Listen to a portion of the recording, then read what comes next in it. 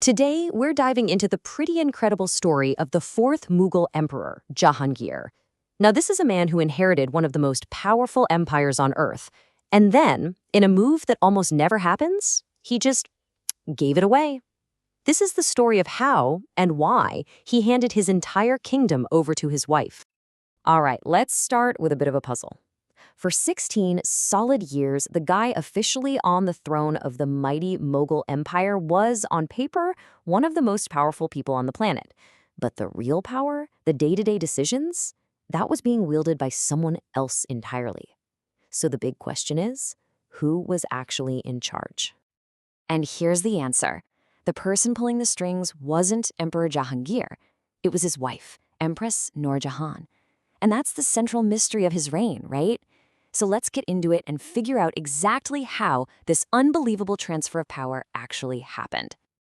To really get why an emperor would just willingly hand over his kingdom, you have to understand the man himself. We've got to go back way before he was Emperor Jahangir, to when he was just Prince Salim. Okay, so here's a quick rundown of the key moments. He's born Prince Salim in 1569, he takes the throne in 1605, and becomes Emperor Jahangir. But the year that changes everything for him and for the entire empire is 1611. That's the year he marries Noor Jahan, and that one event set a course that would last right up until his death.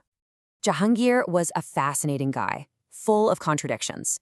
On the one hand, he was incredibly cultured, a talented poet, educated in all sorts of subjects, and he was the son of a Rajput princess, which was a huge deal for cultural fusion.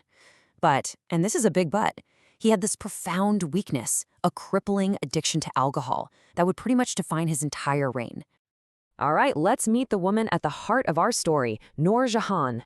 How she even enters Jahangir's life is a story wrapped in mystery. In fact, history gives us two very, very different versions of how they even met. Historians are totally split on this. The first story is like something out of a movie. A young Prince Salim falls head over heels for Noor Jahan, but his dad, the emperor, says no way and marries her off to someone else. So years later, when Salim becomes Emperor Jahangir, he allegedly has her husband killed just to be with her. Then there's the other, less dramatic version. Jahangir, now emperor, just happens to meet the recently widowed Noor Jahan in the palace and is instantly smitten. So was it this dramatic, decades-long obsession or a chance meeting? You know, we might never know the real story.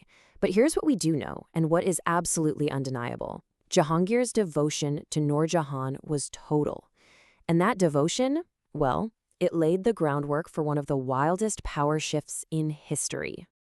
So how does that intense love translate into actual power? Look, this wasn't just some quiet influence behind the throne. Noor Jahan's authority became open, it became official, and it became absolute. And you know what? We don't even have to guess about this. The emperor said it himself. He famously declared that he'd handed his entire kingdom over to Noor Jahan.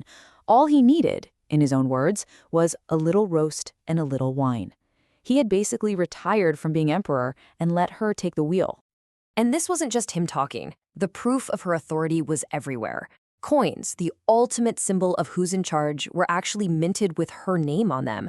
Every single official royal decree needed her signature to be valid. Think about that. Nothing important, political or military, could happen in the entire Mughal Empire without Noor Jahan's say-so.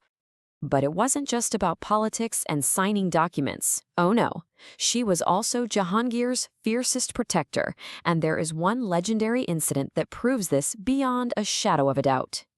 Get this. They're on a royal hunt, and a tiger ambushes the emperor's elephant, lunging right at Jahangir. Before anyone can even process what's happening, Noor Jahan raises her rifle and, with one single, perfect shot, takes the tiger down instantly. It just goes to show, she wasn't just a ruler in the palace, she was a force to be reckoned with out in the field. The final, and maybe the greatest, test of their unique partnership came in the last years of Jahangir's life. The empire faced a coup, not from some outside enemy, but from one of its own. The situation was dire. One of Jahangir's top generals, a guy named Muhammad Khan, decided to rebel. He staged a surprise attack and actually succeeded in capturing the emperor. Jahangir was a prisoner. The entire empire was on the verge of chaos, and everything Noor Jahan had built was about to go up in smoke. But did Noor Jahan crumble under the pressure? Not a chance. She refused to even consider surrendering.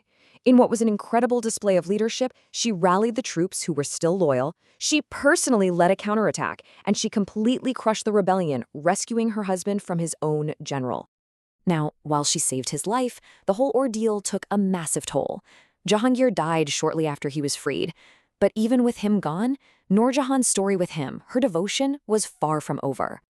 Her final act as his partner was to make sure he was never forgotten.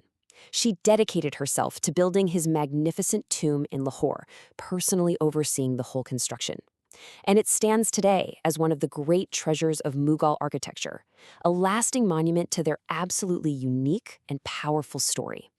So that leaves us with one final question to think about. Was this one of history's greatest love stories, where a deep, profound devotion led to a shared throne? Or was it the brilliant, calculated rise of one of history's most masterful politicians, who saw her chance with a weekend emperor and seized it? You know, maybe the real truth is that it was both.